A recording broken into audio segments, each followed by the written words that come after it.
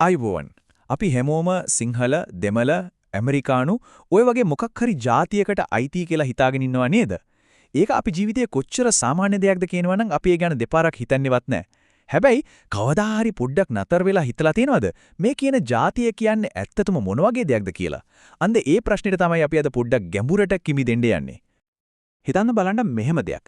අපි අයිතියයි කියලා හිතාගෙන ඉන්න මේ ජාතිය ඇත්තටම ගහක් ගලක් වගේ ඉබේ හැදුණු දෙයක් නෙවෙයි. කවුරු හරි දැනුවත් නිර්මාණය කරපු දෙයක් කිව්වොත් ඔව් ඒක ටිකක් හිතා ගන්න අමාරු අදහසක් තමයි. ඒත් අද අපි කතා කරන්න යන්නේ හරියටම අන්න ඒ ගැන. ඉතින් මෙතන තියෙන ලොකුම ප්‍රශ්නේ තමයි මේ. ජාතිය කියන්නේ ඇත්තටම හරියට මේ මේසියක් වගේ අතට අල්ලන්න පුරුවන් ඇත්තටම තියෙන දෙයක්ද? එහෙම නැත්නම් කෝටි ගාණක් මිනිස්සු එකට එකතු වෙලා විශ්වාස කරන ඒත් ඇත්තටම අපේ මනස විතරක් පවතින ප්‍රබල කතාවක්ද? මේ ප්‍රශ්නෙට උත්තර හොයාගෙන යන ගමනේදී අපිට මුලින්ම හම්බ වෙන චින්තකයා තමයි බෙනෙඩික්ට් ඇන්ඩර්සන්. 1983 දී එයා ලියනවා පොතක් Imagined Communities කියලා. ඇත්තටම මේ පොතෙන් පස්සේ මුළු ලෝකෙම ජාතිය කියන දේ දිහා බලපු විදිහ සම්පූර්ණයෙන්ම වෙනස් වුණා කිව්වොත් වැරද්දක් නැහැ. ඇන්ඩර්සන්ගේ අදහස ඇත්තටම හරිම සරලයි. ඒත් හරිම බලගතුයි. පොඩ්ඩක් හිතලා බලන්න. මේ රටේ ඉන්න මිලියන ගාණක් මිනිස්සු අතරින් අපි පෞද්ගලිකව දන්නේ කීයෙන් කී දෙනාද? බොහොම ටික දෙනයි නේද? ඒත් අපි හැමෝගෙම ඔළුවේ අපි ශ්‍රී ලාංකිකයෝ කියලා පොදු හැඟීමක් තියෙනවා. අන්න ඒකට තමයි ඔහු කියන්නේ පරිකල්පිත ප්‍රජාවක් කියලා. ඒ කියන්නේ අපි එකිනෙකා පෞද්ගලිකව නොදන්නවා වුණත් අපේ මනස ඇතුලේ අපි හැමෝම එකම ප්‍රජාවක කොටසක් කියන ප්‍රබල රූපයක් තියෙනවා. හැබැයි මෙතන හොඳටම මතක තියාගන්න ඕන දෙයක් තියෙනවා. පරිකල්පිත කිව්වම ඒකේ තේරුම බුරුහයි නොපවතින දෙයක් කියන එක නෙවෙයි. කොහෙත්ම නෑ. ඒකෙන් කියන්නේ ජාතියක් කියන්නේ ගහක් ගලක් වගේ ස්වභාවිකව හැදුණු දෙයක් නෙවෙයි. ඒක මිනිස්සු එකතු වෙලා සමාජීය ගොඩනගාගත්ත දෙයක් කියන එකයි. පොදු අත්දැකීම් පොදු කතාන්දර හරහා අපි එකිනෙකාව කවදාවත් දැකලා නැතත් අපි එකයි කියලා හිතන්න පෙළඹෙනවා. හරි. එහෙනම් මෙහෙම ප්‍රශ්නයක් එනවා නේද? කොහොමද එකිනෙකාව කවදාවත් දැකලා නැති මිලියන ගාණක් ආගන්තුකයෝ එකපාරටම Taman එකම ජනතාවක් කියලා හිතන්න පටන් ගත්තේ? හොඳයි. ඇන්ඩර්සන් ඒකටත් හරිම අපූර්ව පැහැදිලි කිරීමක් දෙනවා. ඇන්ඩර්සන්ට අනුව මේකට ලොකුම හේතුව තමයි මුද්‍රණ ධනවාදය. හිතන්නකෝ මුද්‍රණ යන්ත්‍රයෙන් කරින් මිනිස්සුන්ගේ ලෝකයේ උනේ Tamanගේ ගම විතරයි. එහා ගමේ වෙන දේව දන්නේ නැහැ. ඒත් මුද්‍රණ යන්ත්‍රයත් එක්ක පොත් පත්තර ව්‍යාපාරයක් විදිහට පැතිරෙන්න ගත්තම එකම භාෂාවකින් ලියවුණු දේවල් රට පුරාම ගියා. ඉතින් එකම පත්තරේ කියවන, එකම පොත කියවන, එකම දේවල් ගැන කතා කරන මිනිස්සුන්ට ටිකෙන් ටික අපි හැමෝම එකම සංවාදයක, එකම කතාවක කොටස්කාරයෝ නේද කියලා දැනෙන්න පටන් ගත්තා.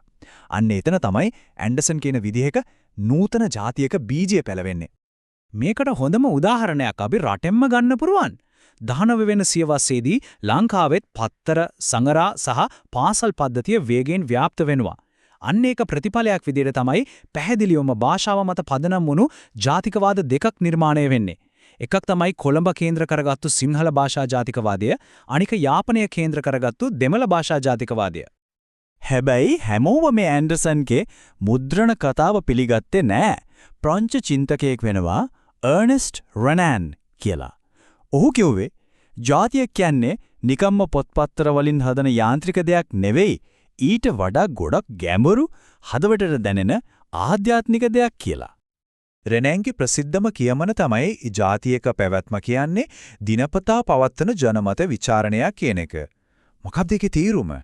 ඒ කියන්නේ අපි ජාතියකට අයිති වෙන්නේ නිකම්ම ඉපදුණු නිසා විතරක් නෙමෙයි. මම මේ ප්‍රජාවේ කොටසක්, මට මේ මිනිස්සුත් එක්ක එකට ඉන්න ඕනේ කියලා අපි හැමදාම දැනුවත්ව හෝ නොදැනුවත්ව හිතින් තීරණයක් ගන්නවා. ඒ තීරණය තමයි ජාතිය පණගන්වන්නේ.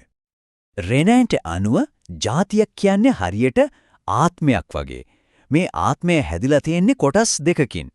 එකක් තමයි අතීතය. ඒ කියන්නේ අපි හැමෝම එකට බෙදාගන්න පොදු මතකයන්, ජයග්‍රහණ, දුක්ඛම් කටටොළු මේ ඔක්කොම එකතු වුණු පොහොසත් උරුමයක්. අනික් තමයි වර්තමානය. ඒ කියන්නේ අර උරුමයත් එක්ක ඉදිරියට යන්න, එකට ජීවත් වෙන්න අපිට තියෙන පොදු කැමැත්ත.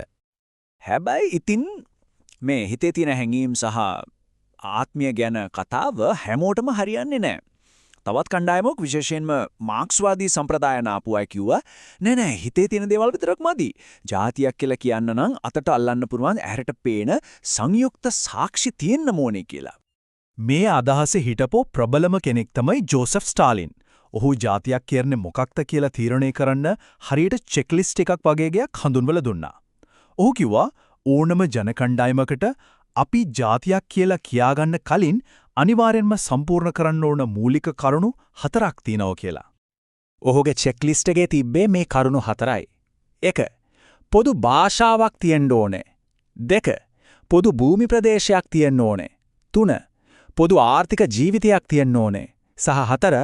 පොදු සංස්කෘතියක් තුලින් ප්‍රකාශ වෙන පොදු මානසික හැඩගැස්මක් තියෙන්න ඕනේ. ඉතින් මේ අර්ථ දැක්වීමට අනුව නිකම්ම අපි ජාතියක් කියලා කියාගත්ත පළියට මදි. අර චෙක්ලිස්ට් එකේ තියෙන 4ම ටික් වෙන්න ඕනේ. හොඳයි. ඒකට ජාතියක් කියන්නේ හිතේ තියෙන දෙයක්ද? එහෙම නැත්නම් අතට අහුවෙන්න ඇහැට පෙනෙන දෙයක්ද? සමහර විට ඇත්ත උත්තරේ මේ දෙකේම එකතුවක් වෙන්න බැරිද? අනේ ප්‍රශ්නෙට උත්තරයක් හොයන්න උත්සාහ කරපු කෙනෙක් තමයි ඇන්තනි ඩී ස්මිත් කියන විද්වතා. ස්මිත් එත්නිය කියලා සංකල්පයක් හඳුන්වලා දෙනවා. සරලවම කිව්වොත් මේ කියන්නේ නූතන ජාතීන් බිහි වෙන්නත් ගොඩක් කාලයකට කලින් ඉඳන් පැවතුණු පැරණි ජනවාර්ගික කණ්ඩායම් වලට. මේ කණ්ඩායම් වලට පොදු මුතුන් මිත්තන් ගැන කතා, පොදු ඉතිහාසයක්, පොදු සංස්කෘතියක් තිබුණා. හරියට නූතන ජාතියක් හදන්න අවශ්‍ය අමුද්‍රව්‍ය වගේ. ස්මිත්ගේ තර්කය හරිම රසවත්. ඔව් කියන්නේ නූතන ජාතින් කියන්නේ හිස් බිමක අලුතෙන්ම හදපුවා නෙවෙයි.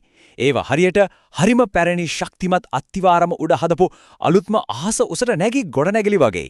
ඒ කියන්නේ නූතන ජාතිකවාදය කරන්නේ අර කලින් ඉඳන්ම පැවතුණු ජනාවාර්ගික බැඳීම්, මිත්‍යා කතා සහ මතකයන් කියන අත්තිවාරම අරගෙන ඒකට අලුත් අර්ථකථනයක් දීලා නූතන ජාතියක් විදිහට නැවත ගොඩනගන එක.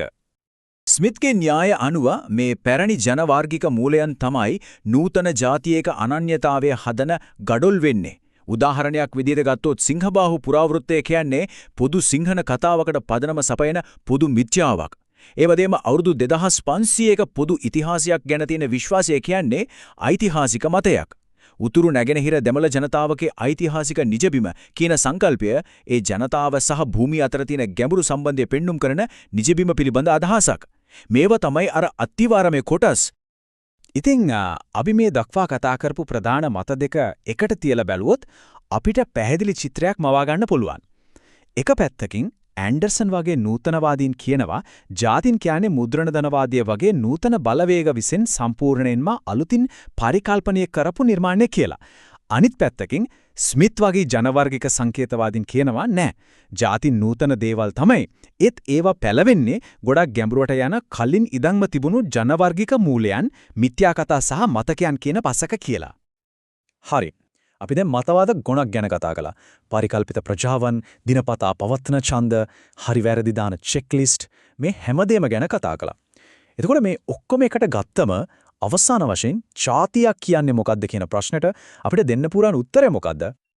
අපි ආයෙත් එකපාරක් ඉක්මනට මතක් කරගත්තොත් අපිට ප්‍රධාන අදහස් 4ක් හම්බ වුණා. බෙනඩික්ට් ඇන්ඩර්සන් කිව්වා ඒක නූතන බලවේගවලින් නිර්මාණය වුණු පරිකල්පිත ප්‍රජාවක් කියලා. අර්නස්ට් වෙනෑන් කිව්වා ඒක පොදු මතකය සහ කැමැත්ත මත පදනම් වුණු දිනපතා ජනමත විචාරණයක් කියලා. ජෝසෙෆ් ස්ටාලින් කිව්වා නෑ ඒක නිර්ණායක 4කින් මනින්න පුරුවන් සංයුක්ත යථාර්ථයක් කියලා.